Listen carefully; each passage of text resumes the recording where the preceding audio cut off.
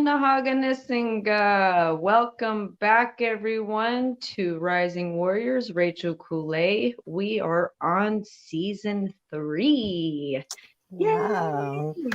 Um, so I did a lot of praying for this upcoming season, and then also with my mother here, Rochelle. We put a lot of prayer into this next coming season, and one of the biggest discussions that we've both been having with others is religion versus spirituality, and a lot of people blending the two together when really there's a difference.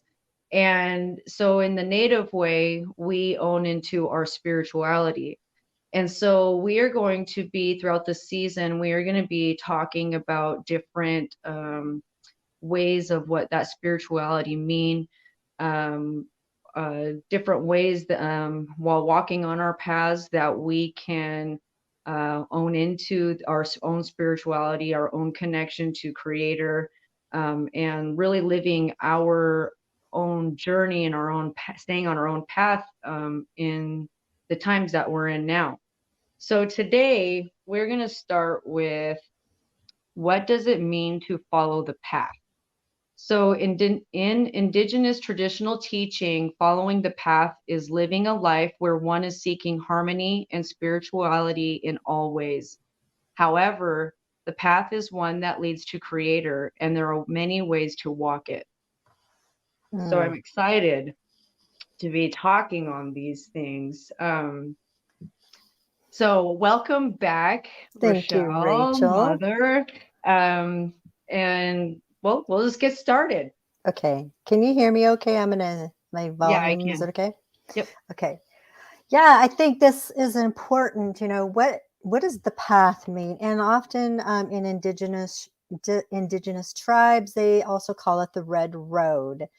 So the Red Road, it's all about how are you living your life to get to the Creator, and everyone has a different way and has a walk that is different from each other, but there are many ways to walk this path, the Red Road.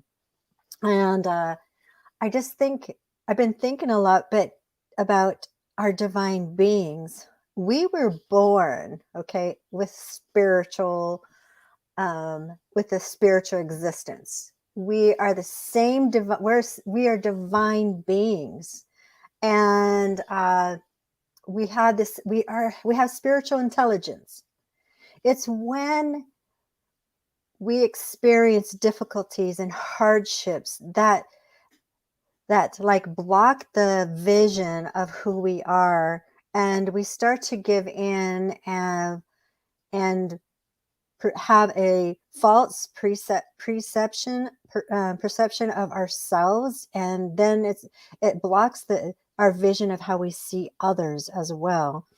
And I think it's important that at any time, everyone needs to know we can get back on that path. We can get back on there no matter what we've done, or going through these hardships. We still can be directed in the Creator's, the vision I know that that He and all those who lived on before us, they knew who we were coming, and the way they lived their lives for us.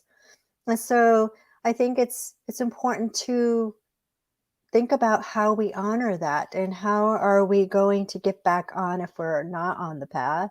How are we going to get back on? So this whole series that you're going to do this season is going to be talking about how to live on that path. And so they're in segments, so we're not going to talk about everything because there's no time for that. I mean, there is time, but we got other things to do, obligations to do. So we'll do them in little short increments, right, Hmm. through the season. So I think we need to think about that when I'm looking at some of my notes, but through our experiences in life, when we suffer and have this disconnection of who we are, then that's when the path gets super hard because we can't see.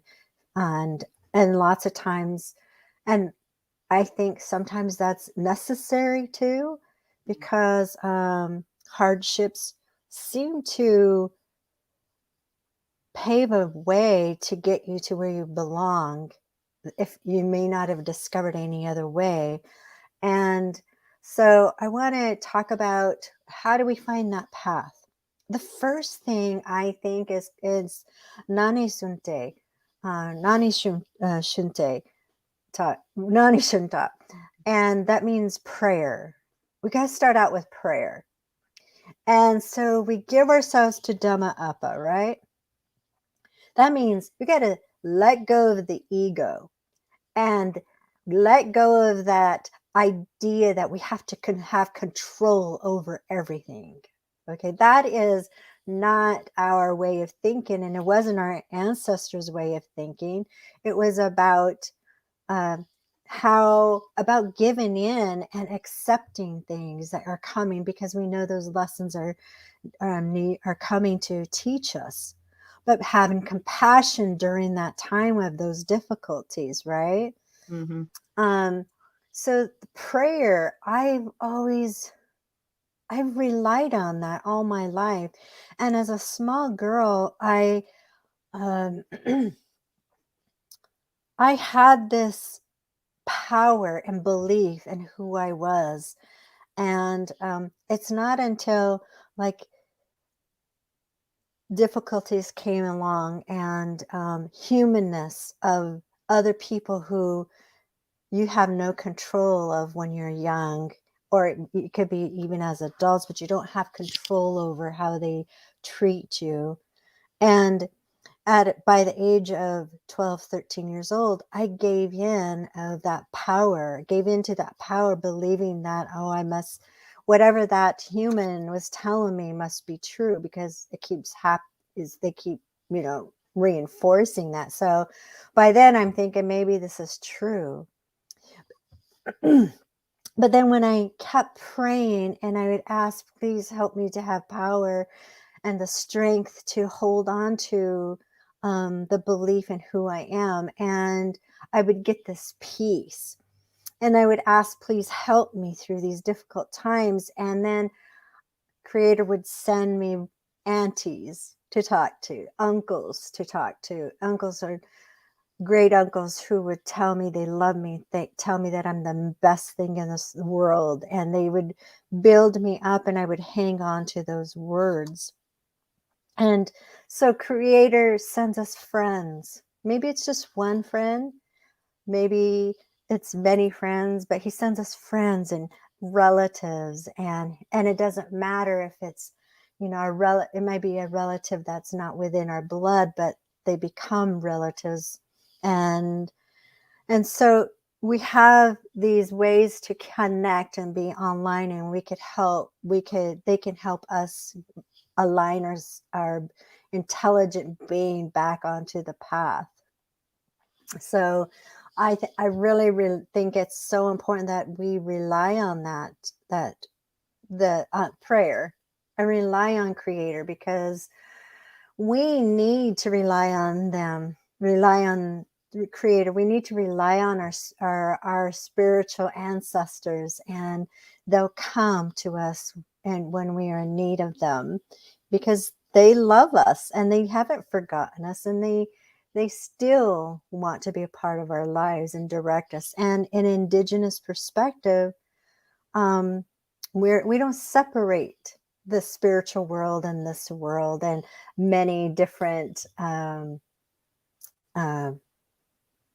portals and a lot of things, in those ways.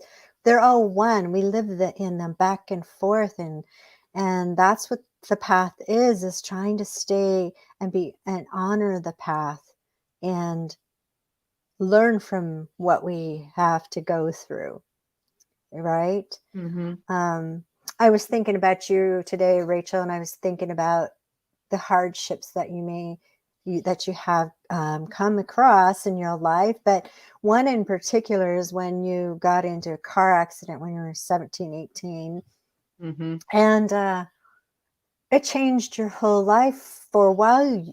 For a while, you were angry about it, but then you went and sought and was seeking physical therapy, and you ended up going to gyrotonic, right? And then you Mm-hmm. went and got certified, and then you had other things happen to you that you're like, how am I going to raise my vibration? So you took sound bowl therapy, and then you went and got certified, and then before you know it, you're in, a emotion body code practitioner, and then before you know it, you have a wellness center. But would you have gone in that direction had you not had those experiences? You might have just stayed as a dancer, a professional dancer. I'm going to state that, ballet dancer, people. Come on, get your minds out of the gutter. But you wouldn't have gone in those directions had difficulties if they never showed up. Well, it wouldn't have gone the way that it did, but my plan was already to go to school to be a physical therapist before my car accident. So I had already set in mind to be a doctor. And then when I got in my car accident, and I'll talk about that one real quick too, because on our path, we are all given our own unique talents. And creator gives us our own talents, and one of my biggest talents was ballet, dance, modern, flamenco, hip hop, jazz, lyrical jazz, character. I was trained in all forms of dance, and from I started at 3 years old all the way up to 17. And on my path there was a huge shift of direction, uh, ownership, and new teachers, directors in the Oregon Ballet Theater. And I was treated completely different from what I was for, 15 years up to that point. And I was almost treated like I was a kid again. And so I got upset, and I got tired of going to dance, and got tired, and I was getting sick, and I was losing my motivation to go. And I got so angry that I decided that I was going to quit dance. I was done with dance, and I'm walking away from it forever. And instead of going and saying, you know what, let me look for a different place. Yes, there's other dance schools in Portland that are good, but they're not as good as a world class, Oregon Ballet Theater. But in order to dance, I could have looked at other options like other dancers were doing. But I got so angry with how I was being treated, and I was like raised and molded and then like shunned aside when we had new directors come in because they brought their own dancers in. And I threw my point shoes in the trash can. And I remember you saying, if you're really done, I want you to throw your point shoes in the trash can. Well, I was so angry and emotional at that time that I just, without it, I was like, yep, I'm done. I don't even want to go back there. Meaning that I didn't want to go back to Oregon Ballet Theater. And but I threw it away. 3 days later, I was in a car accident, and I was told I was never going to dance again. So going now, that shifted things. So yes, I was going to go into physical therapy, but now it shifted into a whole nother direction of things as a dancer. I had a 360 spinal cord hyperextension. My psoas was pinched deep into my femurs. My hips were slammed. It was really bad. And I literally had about 30 doctors tell me I was never going to dance again. And one day I was like, you know what? I'm tired of people telling me I can't dance again. So I went and started dancing again in adult class. But um, I was struggling, and there was a girl that saw me in there, Melissa, and afterwards she, came up to me and she goes, "Have you ever heard of this system called gyrotonic?" And I remember looking at her and I was like, "Gyro, what? What?" That's exactly what I said. "Gyro, what? What? I've never heard of this." And she started explaining this to me, and it was a different form of physical therapy. I'm not going to get into it too much, but it's kind of a combination of like you're swimming in water, but you have a pulley weight system that assists your body so that you can move in circular rotation, strengthening the muscles and the ligaments from the inside out and connecting everything together. So you're decompressing the spine and the bones rather than compressing, while stretching and strengthening flexibility at the same time. So over the time of doing this, I started seeing a new direction of where my path was going. And I, by the time I think it was about 4 months into training with this woman, she said that I needed to go get trained in myself. And so I was like, okay, so how do I figure this out? I can get financial help, through my grandfather at that time, which is a blessing. But at that time, it was only to go to BYU, Utah. That's the only way that if he was going to fund me going to college was going to BYU. And so I ended up having to come up with a whole business proposal and plan of showing that this new form of physical therapy from Europe was actually helping my body. And so I actually went and got trained into that. So then it opened up another world of me having compassion for others that go through injuries, because up to that point, at 17, I had little injuries here and there, but because of how I was trained, um, I I didn't really get injured as much. But so up to that point, if I would have gone into physical therapy right away, I wouldn't have had as much compassion for bodies and pain that actually exist inside the Mhm. body, and understanding arthritis and scoliosis and hip problems, knee problems, joint problems. And so I ended up, it was like creator said, okay, you're going to have to go through all of these things that a lot of people deal with on a daily basis, so that you can go and help them. And so then it did start steering me down another direction.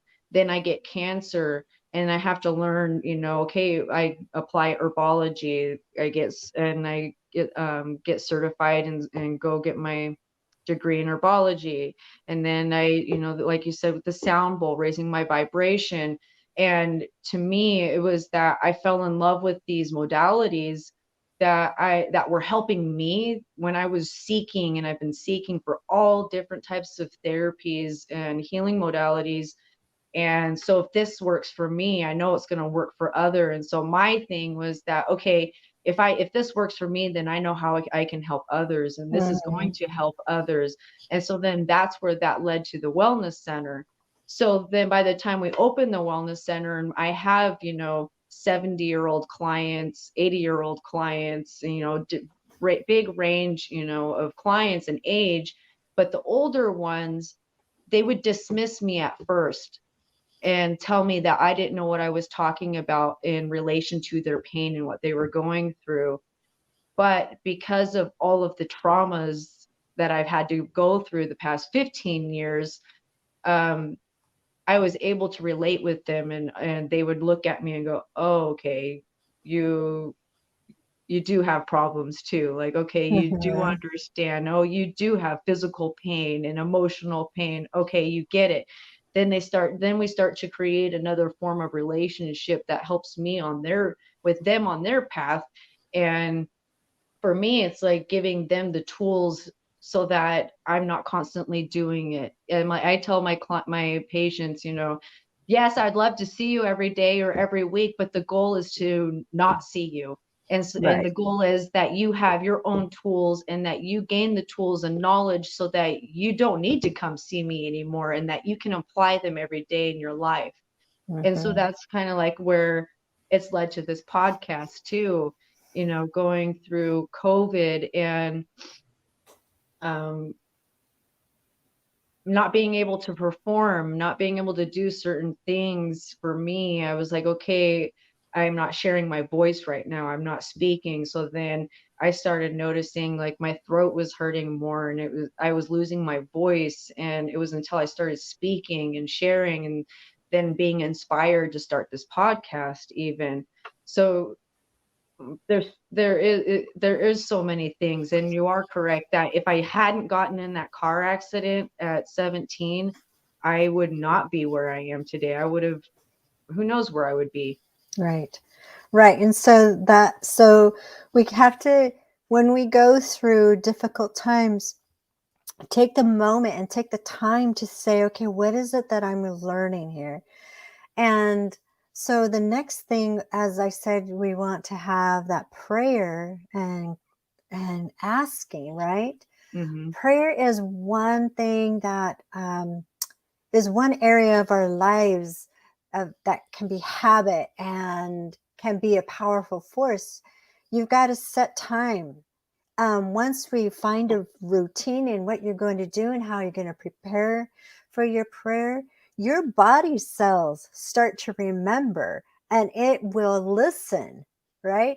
It's our body cells will tell us it's time to be quiet, go outside, go, sit in the sun, or take your shoes and socks off and walk in the grass. Our body cells remember those things and want us to be quiet so that we can start to just slow down and have that prayer and meditate.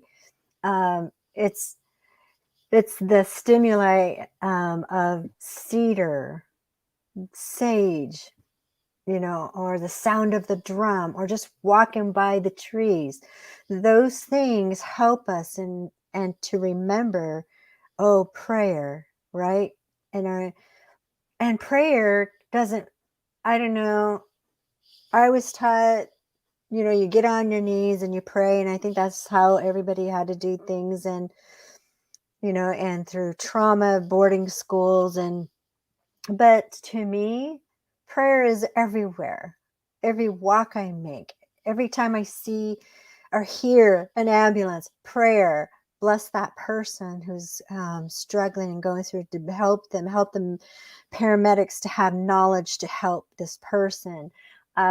See a child crying, down the street. Oh, help them. They hurt themselves. But a prayer is everything, every day and every moment of your life. Um, or a negative thought comes through your mind. Oh my gosh, no. Creator, take this. I can't have this in my mind, So we need to create a routine where it's just automatically done. And our ancestors know this. First thing in the morning, you get up and you go outside and you greet the sun and you offer your prayers. And, at night, and I know, Rachel, you do this often, and this is your thing that you're so good at that. But I have to admit that I don't get up all the time. Once about 3 months before Sundance, all of a sudden I'm wide awake and right at 5 o'clock, ready, right? Hmm. But for Hmm. some reason, I'm not doing that, and I think I need to pay attention to that a little more. And so I have some work to do, but always there's a prayer in my heart. So it's a very powerful force that we need to have this routine and make it, okay, this is the time I'm going to pray. Or you hear this voice that says, get outside now, go and pray. Or right now, someone needs you, start praying for that person. So be have that ability and start listening. Your cells will remember, and they will hear what is necessary and need what you need. So that's one of the things I think is important. Establish a routine in our lives to pray. So that's a different, there's different methods to arrive at that quiet time for everyone. So find that balance and find that time what works for you the most. Another thing is to be specific in your prayers. Okay. You Hmm. can't just go, okay, well, Creator, I'm having a bad day and I'm having a hard time with finances. I'm having a hard time being motivated to exercise. I'm having those are good, but be a little more specific. I'm struggling to eat more vegetables and fruits. Give me the desire to have that in my body, to have the beauty, natural foods in my body that will help heal my inner organs. And so, it's just simple. Like, I'm just giving you something simple, but be specific in what you need. I have rent coming up and I don't know what to do. Please, Father, will you, grandfather, however you want to address our Creator, help me to have hope and to recognize where I can ask for help or who I can ask for help. I need to pay my rent and I don't know what to do. Please inspire me. And then be patient. It might be answered that minute, but it might not be answered in a few weeks. Or you need a job and you need an answer. You want to have that answer right now, but maybe everything's in the making. I'm all about the flow, right? Flow, just go with the flow. If you interrupt it because we're so impatient and we're so stubborn, we interrupt that whole process of in the making of what Creator's trying to do for us. So stay out of your way. And that's so hard to do. I've had to learn this. It's not always been easy in my life, but now, I just stay out of my way. I'm like, I would do my best. I will walk my best. I will follow the path and try to always strive for the harmony and spirituality. I strive for that. And then the things that I can't control, I just have to let it be until Creator just is able to make and pave the way for me to get through. Maybe these are big boulders that I'm going to have to climb and I have to figure out every step. But in order to climb those boulders, I will be in prayer which one I should trust to get to the top, right? So I think that's really important. So be specific and have compassion for yourself and for others while you're going through the waiting time. And it'll happen. It'll happen for you. I promise. It always works out. And I always hear that from my mom. It's going to work out. It's going to be okay. Just see Have it faith. and have faith. And faith is about it's already done, right? It's done. So just believe that it's taken care of and it's done. And you don't know how it's going to happen, but it's going to happen. So we need to have that faith in the Creator and the ancestors who may come in a dream. Those are the blessings. I feel so fortunate to have that, have those dreams so that I'm directed in what I need to be doing. And so I'm very appreciative for that. But it takes time. You got to listen and pay attention. Another thing is that in Shoshone, it says it's Nane and it means ask for prayers. I love this part in Indigenous country. When you get on Facebook or my Instagram and I see shout outs, prayers, I need prayers.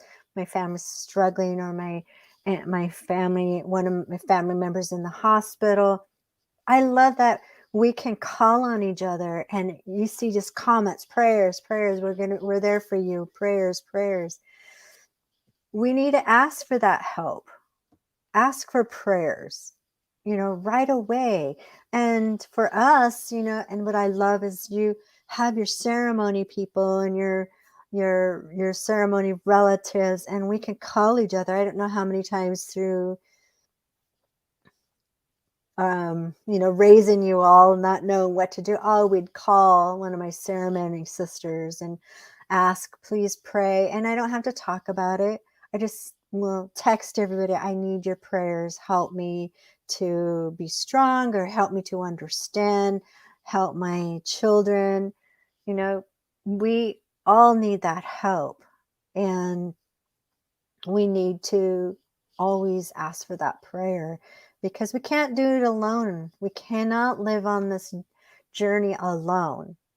And we're not meant to be alone. We're meant to help each other and lift each other. And when you're strong and I'm not, and I'm weak, you can lift me. And when I'm strong and you're weak, I can lift you. So it's both ways. We need each other during this difficult time. And I love that in our Indigenous families, how we're all like rooting each other on and saying, we got this, we could do this, and how we're being so supportive nationally. So it's wonderful to see. But I think those are the main points I want to just talk about is, again, how do we find that path? Prayer, nanashunti. So prayer, give ourselves to Dhamma Appa. Let go of the ego. Be patient while you're on your own path. Give yourself compassion. We're human beings, and we sometimes allow others to put a perception that is not true on to us, and we need to let that go and just truly hold on to that intelligent being that we are, and then make a habit. Establish a habit and a routine, and then be specific in your prayers, and then ask for prayers. And when you do that, those are just small steps. It's not the only step, but to me, if you have that relationship with Creator, everything's just going to flow so much better versus you trying to do it alone. And that is difficult. Mm-hmm. And I know that, I had a nephew and who was unsure because of the difficult times that he faced and had to go through, that he didn't know if there was Creator at all. But yet he knew. And I knew that he knew because, again, we are born with the spiritual intelligence, right? And Mm-hmm. I knew he was aware of that. And I just would say, well, first, just have appreciation. That's a prayer. Oh, I woke up today. Thank you. I woke up in a warm bed. Thank you. So start with the gratitude. If you don't know who is Creator and don't have that relationship, start small. And then with gratitude, start to notice the beauty in this world, the simple things, the beautiful butterflies, the trees I love right now are, the magical colors that are happening and falling. And so it's time for us, listen to nature, time for us to shed the old ways and get ready and renew ourselves and rest and be gentle and compassionate during the winter. And then the spring we could blossom. And so it's going to take time. It's not done all at once, fall, winter, spring, summer. It's all by seasons. So go with the flow with the seasons. That will help you. And once you connect with that, then I believe you're going to connect with Creator, and your ancestors will help too. So those are my words for today. And thank you so much, Rachel, for I'm inviting like, me. wait, no. um, Something keeps coming to me is talk about the sun dance, because one of the biggest things that I learned about like really staying true to my path is dancing, being a sun dancer and dancing in that arbor.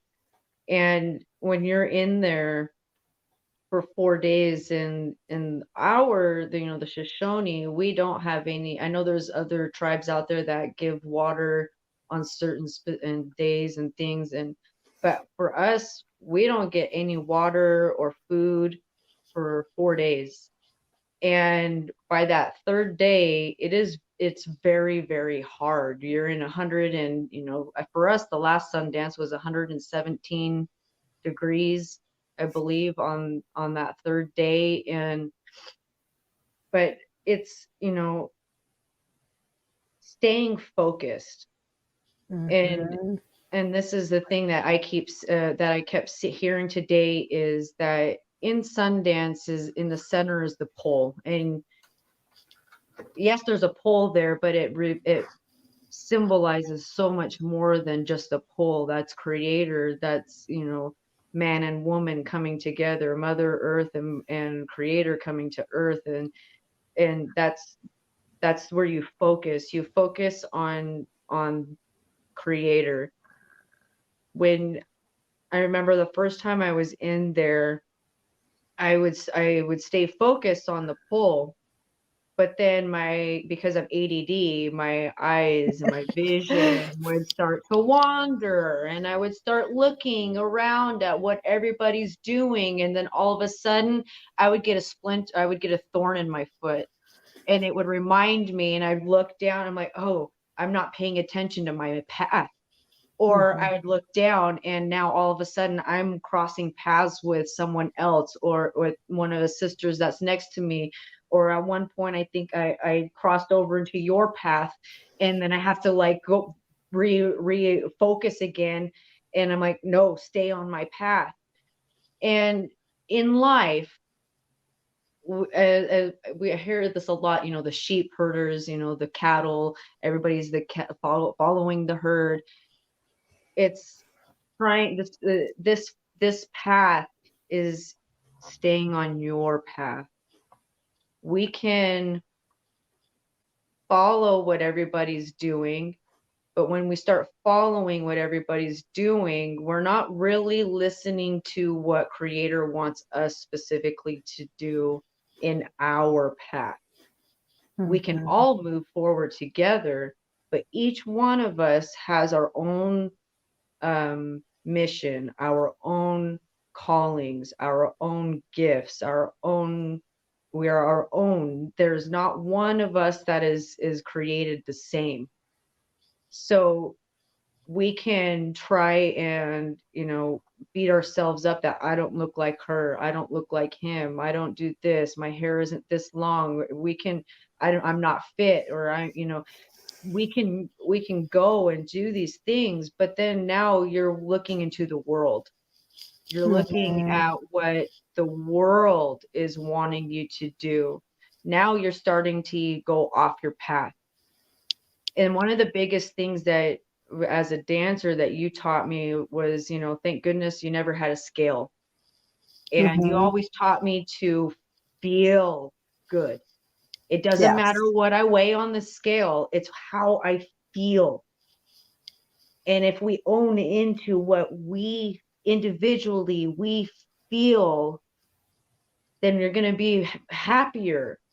Then, Mhm. instead of comparing yourselves constantly to other people, because what you're doing is you're doing this again, what I did in Sundance. You're paying attention to this woman's beadwork over here. Oh, I don't have pretty moccasins like that.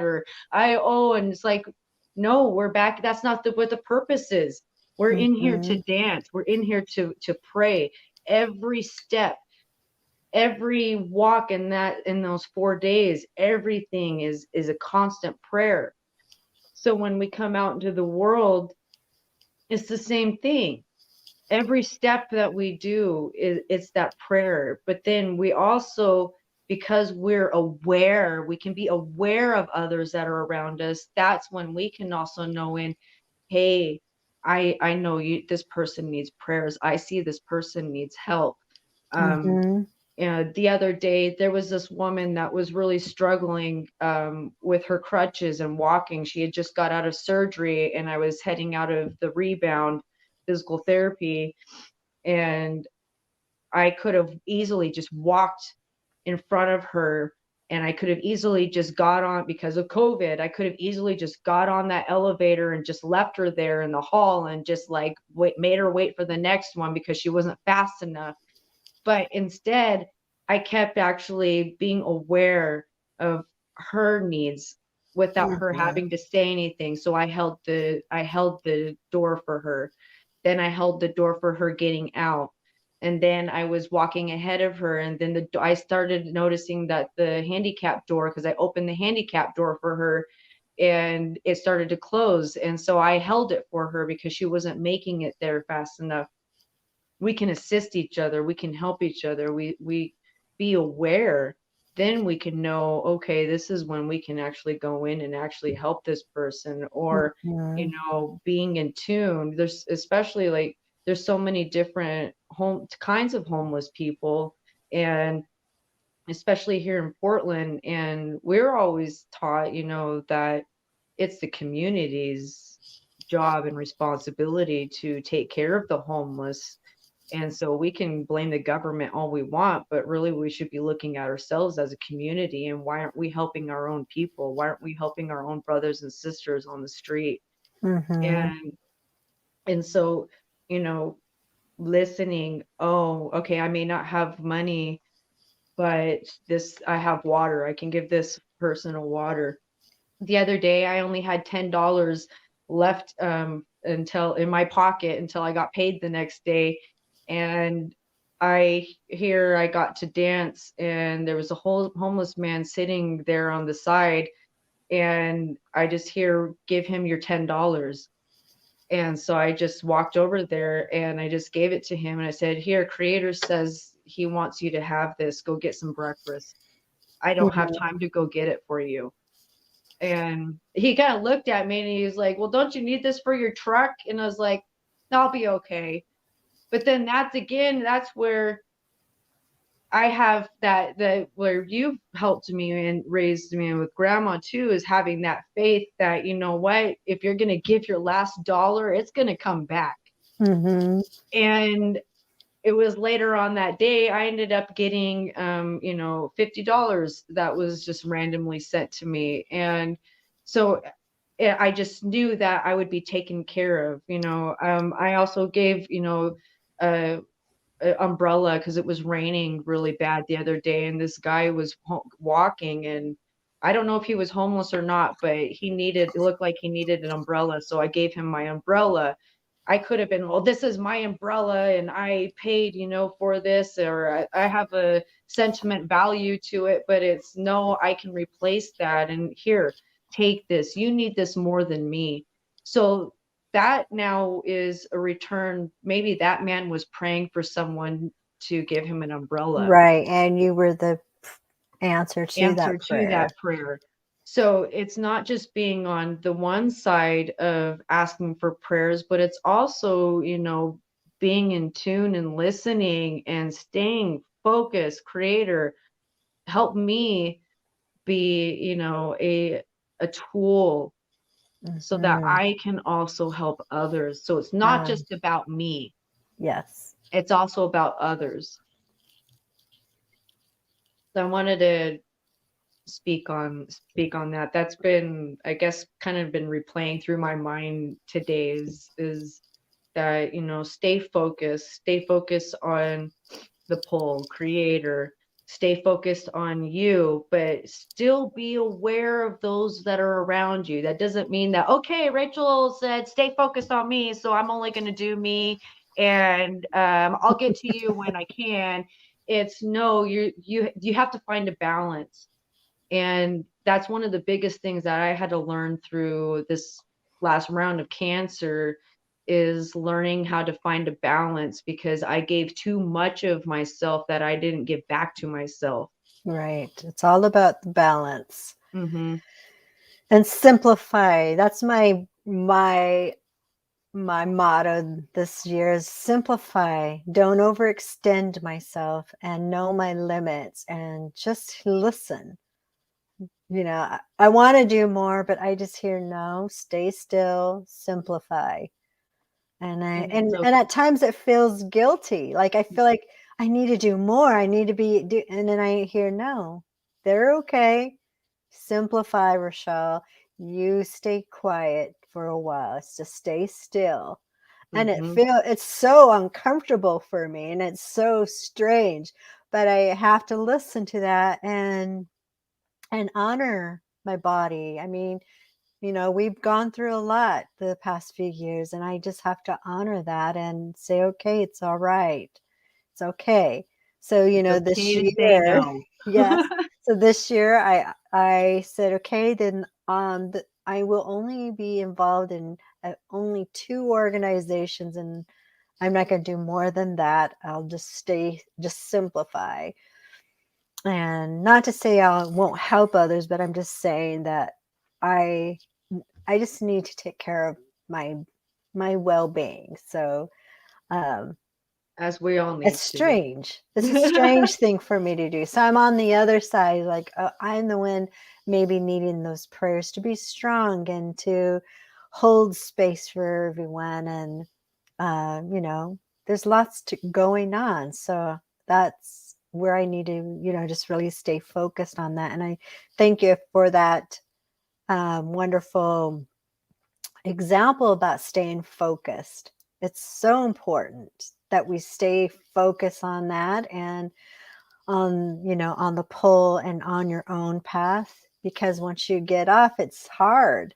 It's hard when you start to take on everyone else's emotions, um, and it's so important. And what I love about Sundance is, again, that's that routine. Our cells automatically know and remember. Like, you could barely, the sun's not even up, but you could feel it, and then you're wide awake. Mm-hmm. And then, and then at nighttime. So it's this, and what songs are going to be coming. You know exactly what you're doing. When hopefully the greens are going to come in and the cattail to cool you down a bit. You know exactly that routine because it's done over and over and over. And Mm-hmm. those prayers that when we're going to pray, we know when we're going to get up and be told to get up and dance. And yeah, so thank you, Rachel. It's a great segment. It's a great example for everyone to have that focus. Stay focused. Mm-hmm. And don't get distracted. And if there's distraction, like, stop yourself from going there. Just go, okay, go back to Yep. where I need to Recognize. be. And if things you're doing in your life that are bringing you difficulties, and realize that it's you who are getting in the way. So so seek for that help. And there's so much to say about this, but let's probably just stay simple with Mm-hmm. this part of what we're talking about on the Because red road. we've got more to bring up and Yeah. talk So further on with the next topics. let's just stick with that. Prayer is a way to help you have harmony and spirituality on, to get you on the path that you need to be on for you. Mm-hmm. And don't be pressured. And if you feel pressured, you're just going to have to take it. Take Be the strong, pressure and be strong. And that it can mean you're alone too. but you're not But alone. you're not alone. And so you got to remember, we live in a realm of the spirits, are here and they're around us, and we got to remember they're there for us too. So we're not alone. And I don't know, I feel like we that we must hurt their feelings Mm, when they're right there. mm, And we say, I'm alone, but they're like, but we're right here. mm-hmm. But I'm alone, but we're right here. I think we need to pay attention to that. Let's help one another and as brothers and sisters, and uplift each other. And if one is not behaving the way they need to be, and it's not on the good red road, then pray for them that they will see, that they will learn soon to get back on that path. Because we all been there when we've not made the best decisions and choices in our lives. And it's so nice when you still have someone who has compassion for you. I'm still worth being loved. And that's what we need to do for our brothers and sisters. Show them their worth being loved, even when they don't behave that way.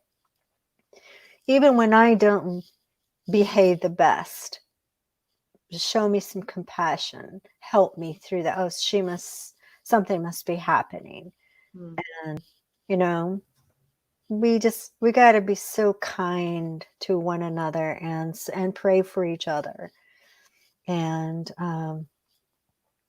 if anything we've learned through this COVID is that, is that if we take our thoughts off and focus off Creator, there's so much chaos that happens, and then you can feel the tension, and it's not a good way. Even if we don't agree, we still need to say, well, help me to deal with this. Help me to stay focused on my path and redirect me where I need to be, because off I'm off my path right now and I don't know how to get back on it. So, like that, be specific in your prayers. So, Rachel, thank you so much for having me here with Thank you. you. And I I'm excited. appreciate This this. goes right into our next segment next week, is our vision of the path. So Yes. that's perfect where we just left off. That will lead right into there. So thank you. And thank you, everyone. Oos, and have a beautiful night. We'll see you next week.